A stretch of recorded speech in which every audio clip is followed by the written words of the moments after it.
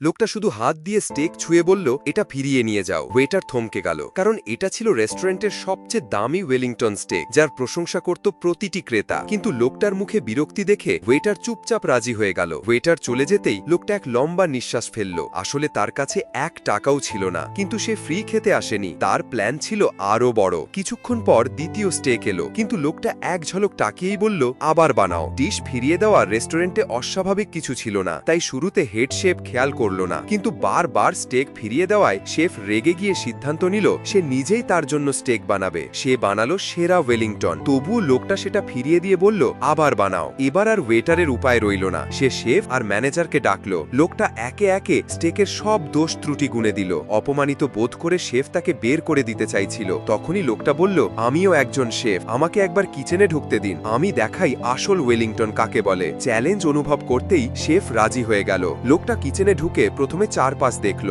স্টোভে pan গরম করলো, সতর্কভাবে মাংস সেকাল, তারপর ওপরে সমানভাবে গুঁড়া কালো মরিচ ছড়ালো, পাফ পেস্ট্রিতে ছোট ছোট ছিদ্র করলো, তারপর ব্রাশ করে ডিমের আস্তরণ লাগাল যাতে স্তরগুলো ভালোভাবে আটকায়। 2 স্লাইস চিজ রাখলো, মাংস জড়িয়ে দিল তার ভেতর, তারপর ওপরে এক স্তর হলুদ মাস্টার্ড মাখাল, সাজানোর জন্য কাটাকুটি করে ডিজাইন দিল এবং সেটি ওভেনে ঢুকিয়ে দিল। এখন আসল পরীক্ষা, সস বানানো, কারণ কিছুদিন আগে তার স্বাদ নেওয়ার ক্ষমতা হারিয়ে গিয়েছিল। তবুও শুধু অনুভব করে সে মশলার মাপ নিল। 25 গ্রাম চিনি, 5 গ্রাম লবণ, 5 গ্রাম টাটকা গুঁড়া মরিচ, 40 মিলি লাল ওয়াইন এবং বাটার, যা 8 মিনিট ধরে স্টার করে রান্না করলো। শেষমেশ ওয়েলিংটন স্টেক তৈরি হয়ে গেল। ডিশ খেতেই সবাই বুঝে গেল এই লোকটা কেবল খেতে আসেনি, সে এসেছে তার জায়গা নিতে। আর তার অসাধারণ কুকিং স্কিলের জোরে সে হয়ে গেল রেস্টুরেন্টের নতুন হেড শেফ। টিকটকে 1000 লাইক আর 10,000 ভিউ মাত্র 90 টাকা। কিনতে এখনই এই নম্বরে হোয়াটসঅ্যাপ করুন।